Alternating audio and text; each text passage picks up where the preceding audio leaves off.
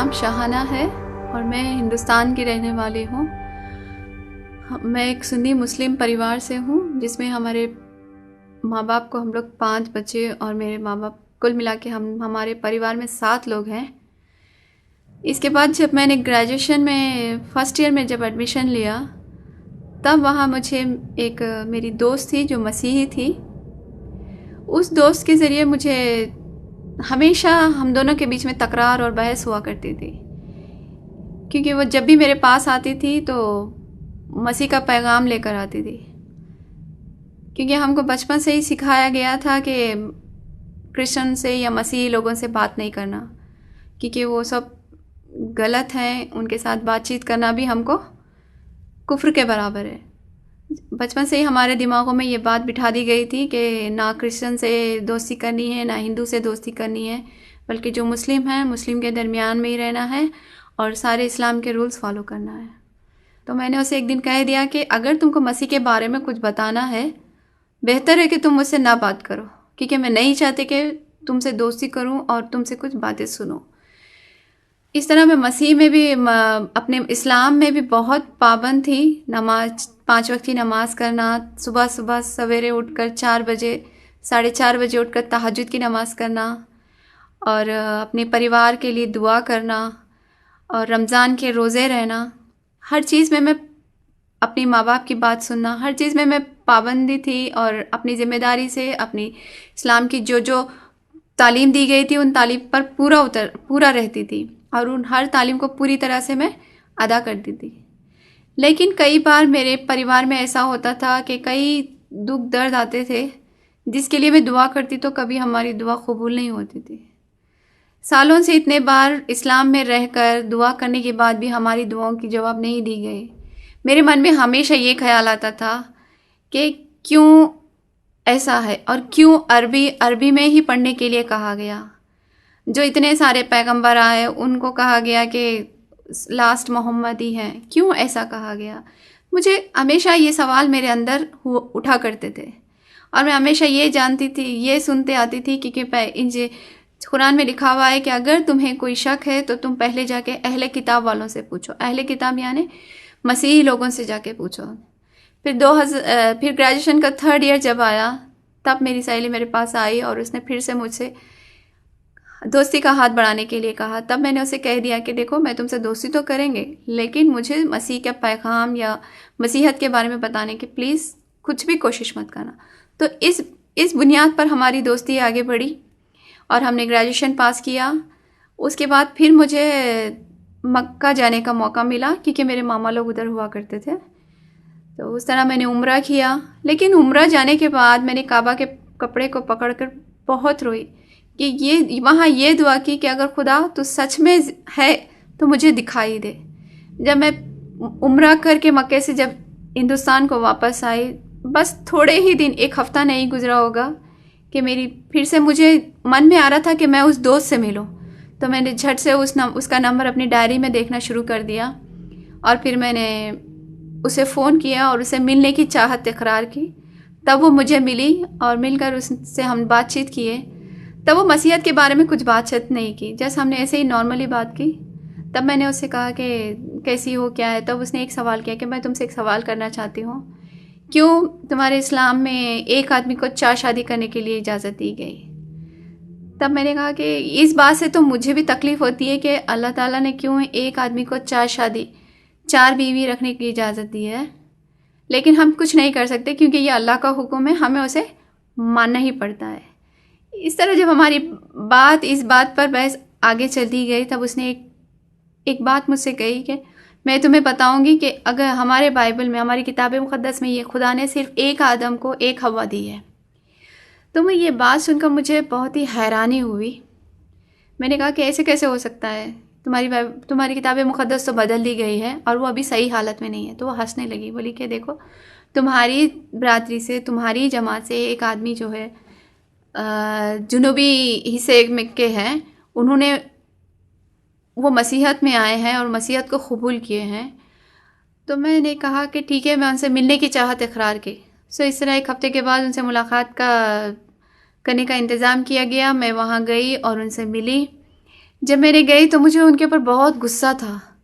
मैंने उन पर गुस्से का इजहार किया और कहा कि आप कैसे अच्छे इस्लाम को छोड़कर आप इस मसीहत में आ सकते हैं। तब वो बहुत हंसे और फिर उन्होंने कहा कि देखो शाहाना, हम इस बात पर गुफ्तगू करेंगे, बातचीत करेंगे। तब मैं फिर दूसरे दिन उनसे गई और मिली। तब उन्होंने मुझे जेनेसिस से, पैदाइश की जो पहली किताब है किताब मुक़द्दस में, वहाँ से पढ़ाना शुरू किया कि खुदा ने कैसे आदम और हव्वा को बनाया, कैसे उन्होंने दुनिया बनाई, 7 दिन में कैसे दुनिया को मुकम्मल किया। इस तरह मुझे उनके पास 6 महीने लगा इस तालीम को हासिल करने के लिए। लेकिन घर में जब मेरा ग्रेजुएशन मुकम्मल हो चुका था, मेरे माँ बाप मेरी शादी करने के लिए देख रहे थे मुस्लिम में। मेरा घर से भी निकलना मुश्किल था, तो मैं अपने माँ बाप को झूठ बोलकर उनसे कहा कि मैं पार्लर कोर्स करना चाहते हैं, और हम रोज़ पार्लर जाते बोलकर, पार्लर जाते हैं कहकर मम्मी से जाते थे और आते थे हम यहाँ पे मसीही तालीम सीखने के लिए। 6 महीने गुजरने के बाद जब वो भी बहुत मसरूफ़ हो गए, तब उन्होंने कहा कि एक इंस्टीट्यूट है जो इसकी तालीम देता है, वहाँ तुम जाकर अच्छे से इसकी तालीम हासिल कर सकती हो। इसी तरह जब हम वहाँ गए, वहाँ तालीम हासिल की, तो मैंने देखा कि 6 महीने तक वहाँ पे मुझे कोई प्रॉब्लम नहीं हुआ। लेकिन जब इंस्टीट्यूट जाना शुरू किए, वहाँ जब जो किताबें हम मांगती थी, वहाँ फातिमा बोलकर एक रहती थी। 2 लाइब्रेरियन हुआ करते थे, फातिमा और वाजिद, और दोनों की शिफ्ट जॉब होती थी। जब भी हम जो भी मांगते हैं, फातिमा दिया करती थी वो बुक्स, लेकिन वाजिद जो है आफ्टरनून में जब जाते तो वाजिद हमको बुक्स नहीं दिया करता था। एक दिन वाजिद ने ऐसा किया कि मेरी मुलाकात किसी मौलाना के साथ ऊपर में फ़िक्स कर दिया और मुझे कहा कि देखो आपको ऊपर मौलाना बुला रहे हैं और आप आइए। मुझे तो मालूम भी नहीं था, लेकिन फिर हम वाजिद के साथ गए। तकरीबन वहाँ पूरे 8 मौलाना बैठे थे। सडनली दरवाज़ा बंद कर दिया गया और उन मौलाना ने पूछा कि सुने में आया है कि आप यहाँ पर आके मसीही तालीम के बारे में सीख रही हैं, तो इससे बेहतर होगा कि आप मसीही तालीम के बारे में जानने के बजाय आप कुरान की तालीम सीखें। पता नहीं उस टाइम खुदा ने मेरी कैसी मदद की, खुदा ने मुझे कैसी हिम्मत दी, खुदा ने उन लोगों से मुझे इस तरह बचाया जैसे मस्के में से बाल को बचाया जाता है। तब मैंने देखा, मैंने एक ही सवाल किया। मैंने कहा कि देखिए, मैं तो इस्लाम से, सुन्नी मुस्लिम परिवार से आई हूँ, मुझे कुरान के बारे में अच्छी तरह मालूम है। अगर आप मुझे मसीहत के बारे में या किताब मुक़द्दस के बारे में कुछ बताना चाहते हैं तो बताइए। उन्होंने साफ इनकार कर दिया और मैं ये बात कहकर इतनी हिम्मत से वहाँ से उस कमरे से निकल पड़ी। तो वहाँ जाकर भी मेरा सीखना बहुत मुश्किलें खड़ी हो गई थी, जिसकी वजह से मैं जा नहीं सकती थी। उसके लिए फिर मुझे घर में रहूँगी तो मेरे मम्मी पापा मेरे लिए प्रपोज़ल देख रहे थे, तो इससे बेहतर था कि मैं कुछ जॉब में शामिल हो जाऊँ। इस तरह मैं एक जॉब में लग गई जो किताब मुक़द्दस के तर्जुमा करना पड़ता था। होते होते ऐसे हो गया कि मेरी मम्मी ने मेरे बैग में एक दिन किताब मुक़द्दस देखा तो कही कि क्या है ये किताब जो तुम हमारे घर लेकर आ रही हो। मैंने मम्मी से कहा, मम्मी नहीं, जस्ट ऐसे ही मैं पढ़ने के लिए लाई हूँ ताकि देखेंगे इस किताब मुक़द्दस में लिखा हुआ क्या है। फिर इसी तरह मम्मी ने और एक बात किताब मुक़द्दस मेरे तकिए के नीचे देखी। उन्होंने उठा के घर से बाहर फेंक दी और कहा कि इस किताब को मैं दोबारा घर में तुम्हें देखना नहीं चाहूँगी और ना ये किताब घर में आना।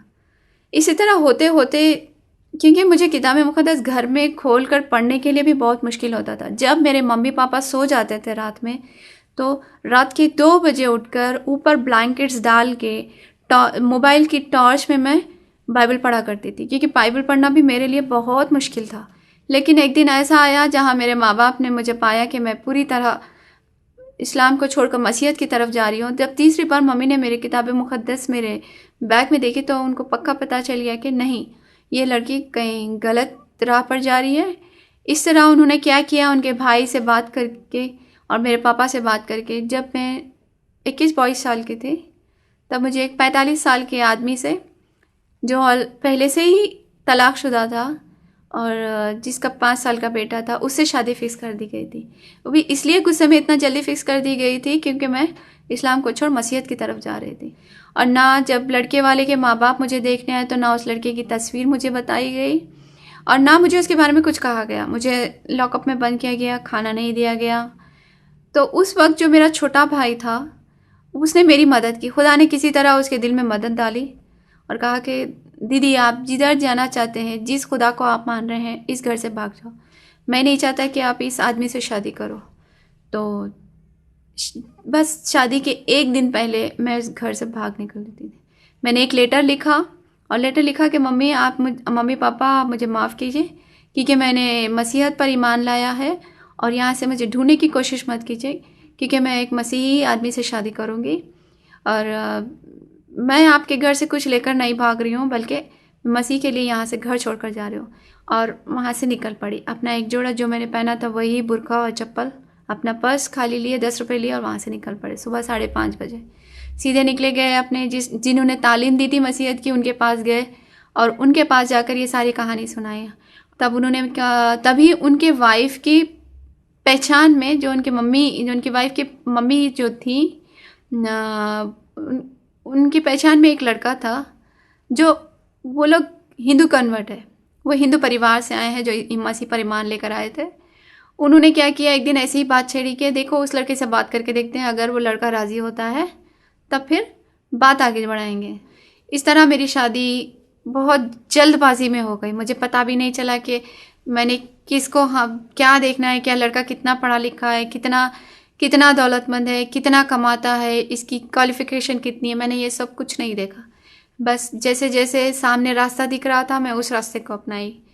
हमारी शादी हुई, उसके बाद हम वहाँ से नॉर्थ साइड निकल पड़े क्योंकि मुझे फिर हिंदुस्तान में रहना, क्योंकि मेरे पापा कह चुके थे कि तुम हमारे परिवार के लिए मर चुकी हो, फिर तुम अपना चेहरा हमें नहीं दिखाना, तुम हमारी औलाद में नहीं हो और ना तुम्हें कोई जायदाद दी जाएगी। इस तरह घर से निकले 11 साल तक मेरे मम्मी पापा के साथ मेरा कोई कांटेक्ट या कोई रिलेशनशिप या कोई रिश्ता नहीं रहा। बल्कि फिर जस्ट 1-1.5 साल पहले ही ऐसा हुआ कि खुदा ने मेरे मम्मी पापा से मुलाकात कराई। एक मेरी ज़िंदगी में हर चीज़ एक ऐसा खुदा का अजूबा और हुआ जो मैं बता नहीं सकती। मैंने उस अजूबे को और उस मोजिज़ात को देखे हैं जो खुदा ने मेरी ज़िंदगी में किए।